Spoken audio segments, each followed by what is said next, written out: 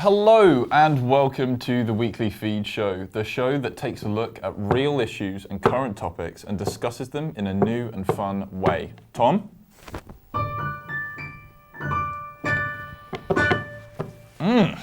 Controversy.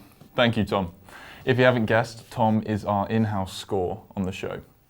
Anyways, up tonight, we have a very interesting panel of guests, all with a story to tell. We're going to put them through different games and discussions based around what sort of topics they're coming in here with. We also have some interesting stories to show from a recent campaign for the Socialist Party in the local area. We have also visited a very interesting organisation, Signal Film and Media, who are going to tell us all about the exciting work that they've been doing recently. But that is not all. We're also going to be joined by a live act at the very end of the show who are going to perform their latest single for us. So stay tuned, and for now, let's meet our guests. Hello, my name's Henry Goodwin. I am from Sustainable Carlisle. We are a local organisation who are helping to try and create the transition that we need to make sure we have a green and sustainable future. And we've been recently involved with Tully House and their wonderful Once Upon a Planet exhibition. See you later. My name's Saj Ghafoor, OBE, and I'm CEO of Multicultural Cumbria. What are you looking forward to doing on the show? Oh, just having a bit of fun, I think, more than anything else, and listening to everybody else's opinions. Hi, my name is Paul Cassiera. I'm a frontline leader at Pirelli UK, based in Dalston. I'm also a consultant with my company, PCAS Consultancy. We will do some coaching for the Newcastle Falcons under the Development Player Programme. In this show I like to sort of listen to what everyone has to say, but certainly is to sort of bring my side where I came from a background that we had to really work hard for what we've got. Hi, I'm Tina Borgia and I'm a community arts practitioner. I've done a lot of work with Multicultural Cumbria, based in Carlisle. Passionate about equal opportunities for everybody, and especially working with minority groups, ethnic minorities, and trying to give them a platform to showcase their individuality and their talents, their skills, and really just sort of bring multiculturalism into Cumbria. Hello and welcome back. Please allow me to reintroduce you to all of our guests. We have Henry, we have Paul, we have Tina, and we have Saj. So our next segment is Fact Checker. In this round, we're going to display a statement on the feed screen over there, and I'm going to get you guys to, I would say vote, but it'll be more like just say what you think because there's an even number of us. And then we will see whether or not that statement is true or false. Yes, it does appear that way, doesn't it? Facts and figures, they all seem to be going off the market these days, don't they? Just depends on, well, if you want the promotion, I suggest those floors do need scrubbing. I guess so. Can we get our first statement on the screen, please? Donald Trump has said that joining the Paris Climate Agreement for the USA would have been a complete disaster. What are your thoughts and feelings? Oh, I think it's an absolute truth, but then with Donald Trump, I guess anything that's not his idea would be quite disastrous. yeah, that's fair, he is that way. America not joining Paris Accord is disastrous for the world. By not joining, they're not allowing their own populations to have democratic power and decide what they should be. They're not talking to people across the states who are suffering from fires, they're suffering from floods, they're suffering from freezings on the east coast. So the people are beginning to suffer extremely badly, and if they were able to get the legislation rewritten to protect people and to help with the climate, then they wouldn't have these problems. Yeah. Okay, that makes sense. So we're going true? Yeah. False? Yes, I would say that's false. Tina? I'm going true as well. True. Paul? Well, I'll say it's false. You would say it's false. It's Okay, let's get our answer. That is false. The London School of Economics quote that joining would in no way impose any damaging demands or policies on the US, and that Trump had drastically different understanding of what the Paris Climate Accord actually is. So, our next statement is, the BBC reports a quote from top scientists that says, if we don't halve global emissions by 2025, we have no chance in beating climate change. What are our thoughts and feelings here? Is it true? True. Yeah, True definitely. across the board. Yeah. Yeah. Mm-hmm. Why is that? We've been told by the International Panel on Climate Change that we've got 30 months to change our behaviour. We have got CO2 levels and global heating continuing to rise, even after, 20 odd years since 1988 of meetings to try and resolve this, and instead of getting better, it's getting worse, and it's affecting biodiversity as well. We've also got added problems with plastic in the oceans.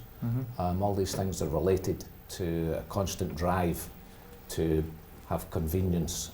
We've got people suffering from this, millions of people across the world, in Asia, South America, Africa. I was going to say that as suffering well. from It's a this very right different now. story if you're a developing country. Yes, Yeah. they're especially- suffering right now, Yeah. you know, from behaviours that we think we deserve.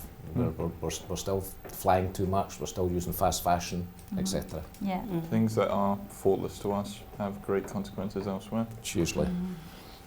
Okie dokie. Well, that statement is in fact true. We are already just over the tipping point alone, and the IPCC report has been massively understated and misrepresented. From the Mail on Sunday, we have our third statement. Far from vanishing, the Arctic ice cap has expanded for the second year in succession, with a surge of between 43 and 63% since 2012. I believe that this is an older statement. What are we thinking, what are we feeling? I think it was false, that one. False? Yes. I would say Any that. reason as to why you think it's false, or gut feeling? Just a gut feeling. Fair play. We've seen ice caps melting. We've seen glacial melting Yeah. all around the world. We've had in the ice caps, we've had a rise of almost 40 degrees last Jesus. year. We're beginning to see problems in Greenland. We're beginning to see problems in northern Canada. Some of these pieces of ice actually melt. They seem to be going faster than scientists thought a couple of years ago, and it can raise the sea level. And there is a large proportion of humanity that live on the coast Yeah. that are at threat. Which is a bit of an issue. Well, we've seen it It here. is for the There's- UK, isn't it? We're surrounded by We'll be it. swallowed entirely. Yeah, You've already got a absolutely. village. You've already got a village in Scary. Wales that's getting everyone's having to leave Jesus. because of the flooding. Okay, so we're going false across the board. Yeah. Yeah. Our answer is, this statement is false. The article failed to disclose that 2012 was a record-breaking year, with the summer sea ice at its lowest level since satellite measurements began in 1997. Okay, our fourth and final statement. This is from an article written by a former editor of the Daily Telegraph. Out of the major developed countries, the US has reduced its CO2 emissions the most. I would say that's false. Yeah. False across the board. Just can't see it. I think certainly with Donald's stance, and also where he's driving industry in itself, Yeah. then it wasn't clean industry. It was industries that was creating the emissions. So that's where I sit to. Has to be He the was way. blatantly ignorant, wasn't he? And sort of really encouraging that sort of ignorant population and followers. So, yeah. It's a tricky situation because if that's where your voter base is, you're rewarded for behaviours that maybe represent a large section of the population that are more concentrated versus the Democrats who have to appeal to a broader variety of people from many, many different backgrounds. Yeah. Tricky one. So we've all voted false across the board. Our answer is false. Figures published by the US Environmental Protection Agency, the EPA, shows a reduction of 13.4% lower, which was outmatched by the UK's 31.5% reduction over the same time period. So, well done us, I suppose. Good for us. So, that was our first round. While we prep for the next one, let's find out what's next, because it's time for Issue of the Week, the part of the show that listens to the issues affecting our communities. Well, I'm Brent Kennedy, I'm Secretary of the Carlisle Socialist Party, and we're campaigning here against the gas and electricity price rises. We're being ripped off by the privatised utilities. We've got a petition demanding that they be renationalised, but under democratic control of the workers in the industry and the customers, the consumers. As an example, EDF is the nationalised French utility, and in France, because it's nationalised, the price rises have been limited to 5%. They've got a private subsidiary in Britain, and of course they've increased the prices by 54%. They want to increase the prices by another 50% in October. And by the way, the North Sea gas and oil companies have had no increase in costs whatsoever, so they don't need to put the price up. They're just jumping on the bandwagon on the world market. They're about 45 billion pounds in profits. Their CEO has described BP as a money-making machine, and it just represents a huge transfer of wealth for the majority of the population, the working class and the middle class, to a handful of wealthy shareholders. If there was mass pressure from below, and fundamentally there's no difference between the Tories, Labour and Lib Dems. The Labour's got a demand for a windfall tax, but it's only 10% on the windfall profits.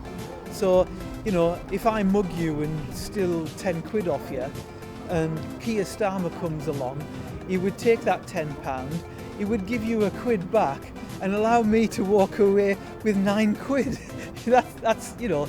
So we're calling on the trade unions to form a new mass party for working class people and young people that would really stand behind these policies, and the policies that Jeremy Corbyn put forward, which Labour won't. And I think it's only having a new mass working class party with socialist policies that you're really going to see any change. Come along, we meet every Monday night in the South End Club in St Nicholas Street at 7 o'clock, and you'd be very welcome. Hello and welcome back to the studio. That was Brent Kennedy of the Socialist Party with his campaign. For our next round, we're going to play Who's in My Cabinet. I have here a selection of unsavoury and or controversial political figures, and we're going to go down the line and ask all of our guests who they would want in their cabinet for several positions. We have the PM themselves, we have Defence, Chancellor and Infrastructure.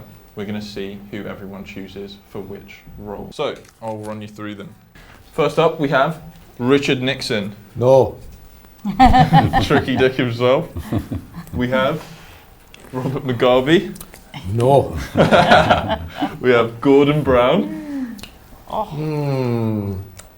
I'd have him in my cabinet. Yeah. We have Putin. No. Oh my God. Bit of a throwback, Benito Mussolini. Definitely not. We have Fidel Castro. I would have Fidel in my cabinet, yes. Wow, that is bold. Who was that? Idi Amin. Nope. And Mussolini. the Iron Lady herself. Afraid not. Margaret Thatcher. Oh my Sorry, goodness. Maggie. Out. No, So- no, Saying went. she's definitely. We've got In the 4 same. positions. These down here.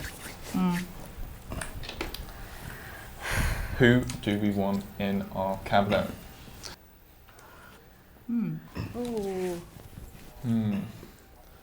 I'll have a go at that. Controversial figures. And or unsavoury figures.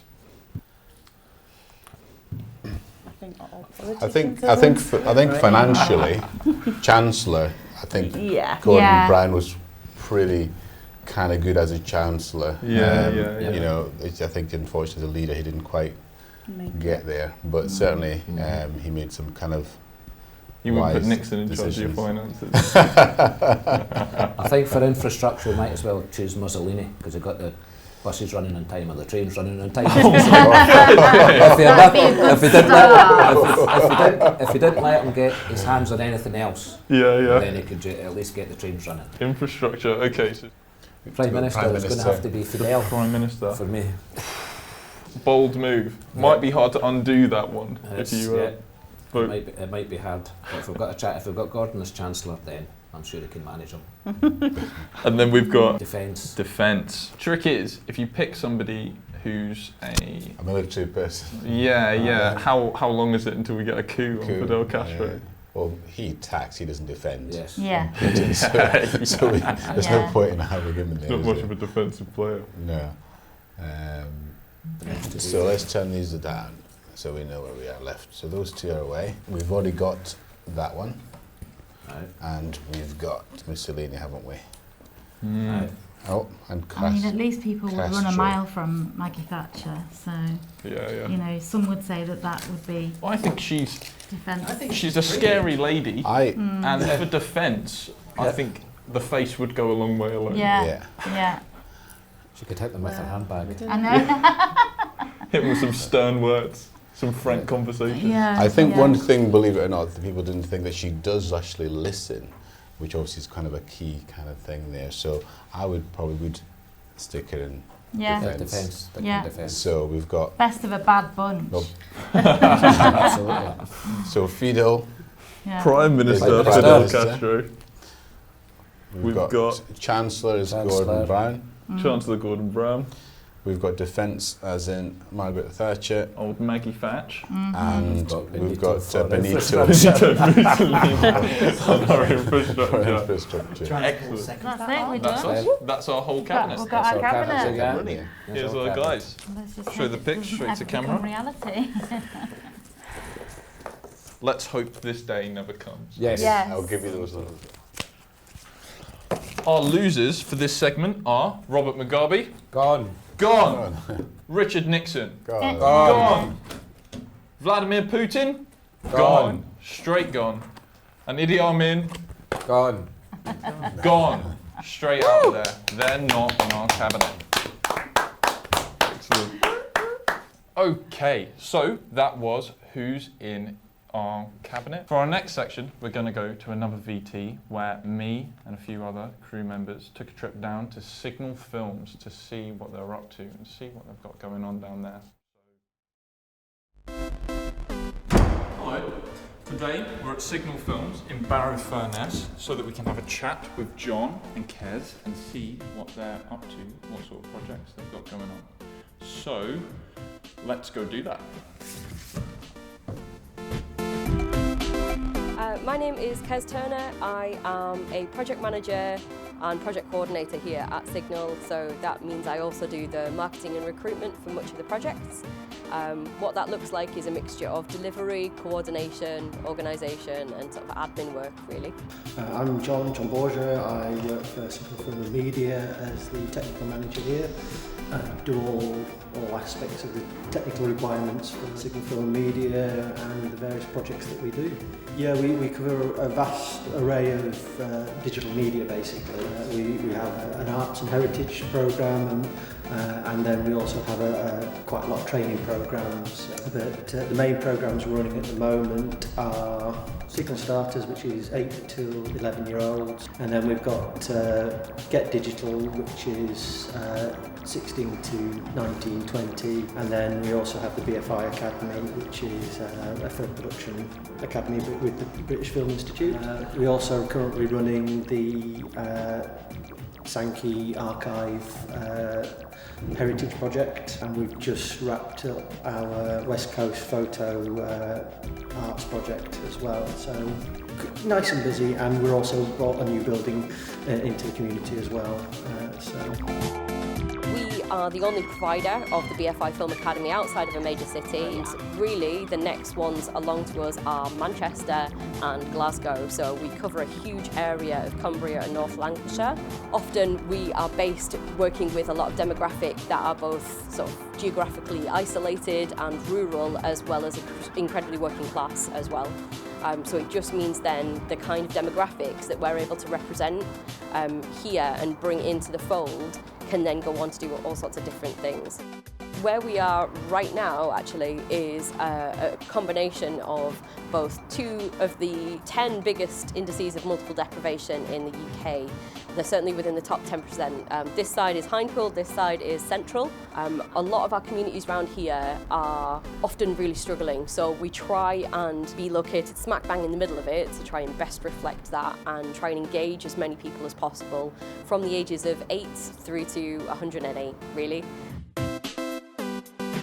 Signal Starters is aimed at people who don't normally get the opportunity to have a go at these kind of things, and that's the 8 to 11-year-olds, and we run various taster sessions, quite often in animation, because animation is really good at giving you a wide spectrum view of the film industry, because you do all aspects of it within a very short period of time. It's also a stigma around the creative industries. You've got to be an arty type, you've got to be this, that and the other. I'm highly technical, but I've always worked in the creative industries, and a lot of people who, you know, if they are technical, they tend to think, oh, I've got to be an engineer, I've got to do science, but actually you need your technical people in the creative industries as much as creative sort of people, and technical people tend to be creative in a very different way to, say, your painter or your director, but they're still equally as creative. It's just giving people that opportunity to realise something different.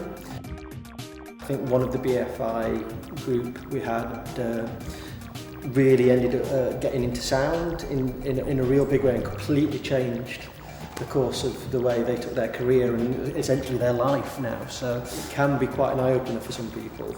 They found that university courses were not bringing people up to being set ready with their graduates, so that's why it was generated, and they've been tracking it now for 10 years and found that actually many of the BFI graduates are going into positions faster and better than they would have just going a normal academic university route. It's about opportunity. We tend to try and have it driven by the participants. What do they want to do? You know, a lot of this though is funding dependent. This is all about, you know, making sure we're keeping it free at the point of use to the participants, because one of the things we want to do is make sure that opportunity is open to all. So fits. You can see how it fits into the overall mission.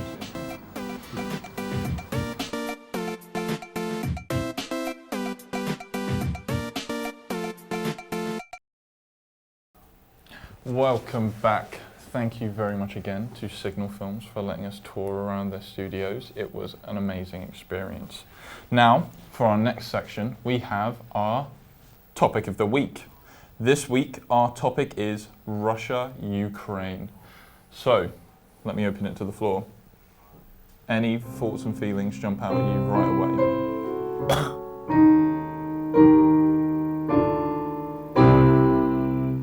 Yes, it always appears about that, doesn't it, when you see the old Russia versus Ukraine scenario.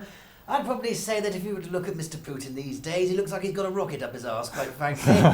Considering that whenever you see him, he's always in a bit of a speed walk, isn't he? Sort of like as if he's looking for someone. He's like half the time when he's at the table, you know, when he had that massive table that was stretched out, half the time I thought, has someone put him in a high chair because he can't see over it? He's like that. Thank you very much, Tom. That's a good point. I've seen a lot of people, less so in news headlines, I think, but people that I've been speaking to about Russia-Ukraine seem to have general thoughts and feelings about like Putin looking sickly. I read something that said that he had a specialist doctor and that he is sort of going through end-of-life kind of treatment.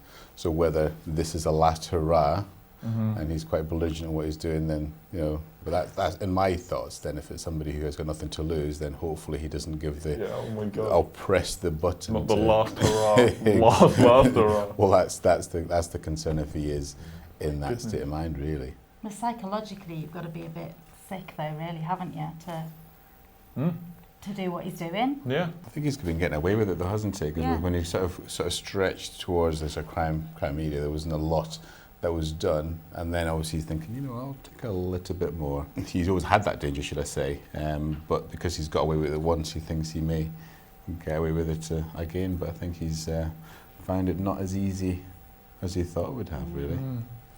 And it makes you wonder as well that we have all these the United Nations, etc., and it's meant to be about preventing all these wars happening and cooperation.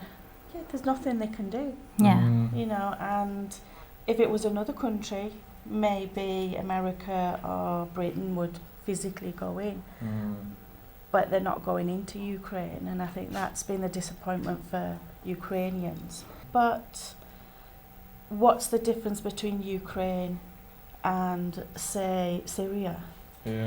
Why is it being dealt with differently? Treated one way. I would probably say it's more so just that risk, isn't it? Because Russia's such a large state, and certainly the retaliation that could potentially give is the part that possibly thinks, well, actually, if we start this, it might be a bit of a world war situation, because you've got China sitting back at the moment, sort of sitting, and China more or less would side with Russia opposed to anything else, so to become a strange position we're in, because it's like there's an odd level of detachment. It feels like now we've got some kind of speculative war. Like war has become a strange spectator sport where you can talk about it and we can discuss it, but it still doesn't really feel present. But at the same time, there's genuine fear of nuclear holocaust. It's becoming more and more real for people because we're going to have huge amounts of people displaced. We already have lots of people displaced. But it seems to me it's a crisis of democracy. This was an unprovoked attack by Putin, not by the Russian people, but by Putin. And there is, if you're a journalist in Russia, you've got to watch out for your life. Of course. Or if you're an activist who's actively protesting against Putin, you've got to watch out for your life. That crisis in democracy starts to erode the kind of negotiations that are required. There was like there was an interview with, I believe he was a police officer, that said he was hearing propaganda that basically the West was in like some kind of completely fascist state. From his perspective, which I'm sure it often is in war, right? He feels like he's a liberator versus. So when walls are up that high, how do you broach that? There is the old saying about, you know, if you have a few number of people, wealthy people, who control your media, then you lose your freedom and you lose your democracy. You can see that in Putin's Russia. But we can also see it in America. We can see it here. We've got over 80% of media owned by individuals who live overseas. In Britain alone, and who decide what the front pages are going to be, decide what they're going to put on. You put some facts on earlier on that were not facts, the ones from the Mail and the Telegraph, for example, and bits of information, and it controls populations. Meanwhile, you know, everything that is about civic society, about communities, about organisations working together gets defunded. And so everyone's scrabbling around, you know, with very little, while you've got this huge difference in wealth.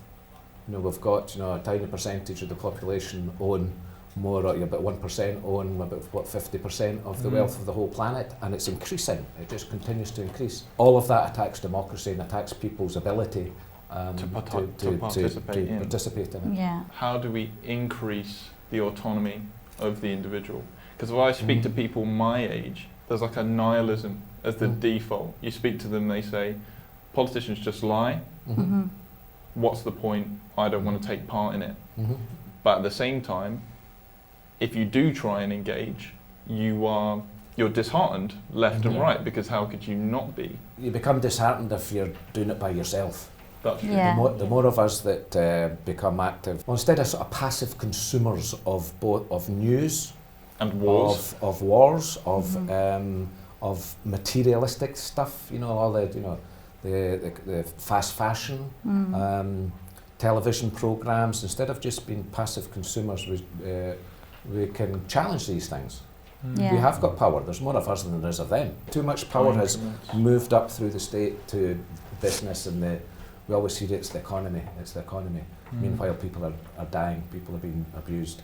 It's about empowering people to have a voice, isn't it? Absolutely. At the end of the day, and it comes right back to that person on the street not standing by and watching things happen that they're appalled by feeling like they can actually stand up and speak out and do something. And that's the thing with the whole war with Putin, is people feel so powerless that it kind of breeds that negative apathy even more. So I guess ultimately what we can do is encourage people to make their corner of the world better. Yeah, absolutely. Take responsibility for the things that they can, not because they should, but because they can. Yeah. And hopefully these individuals will then have the power to make the change. Absolutely. We made it, so we can fix it. Yeah. Thank you very much, guys. That is us. We hope we'll see you guys again very soon. However, for now, here to play us out, we have the Conflux playing their single, She Keeps Me Going.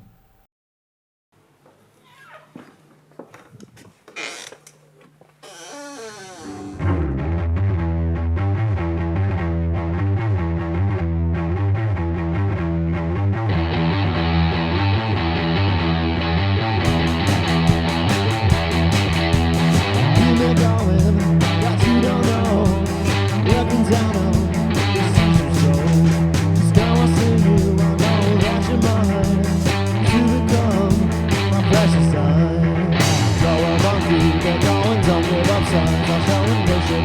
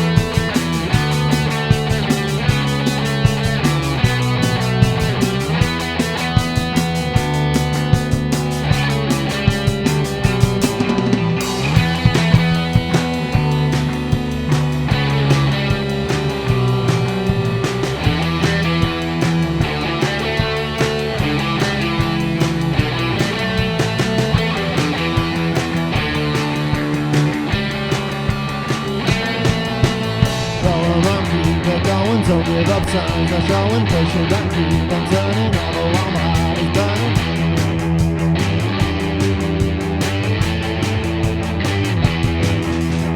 One step forwards, two steps back, in affirmations and battle back.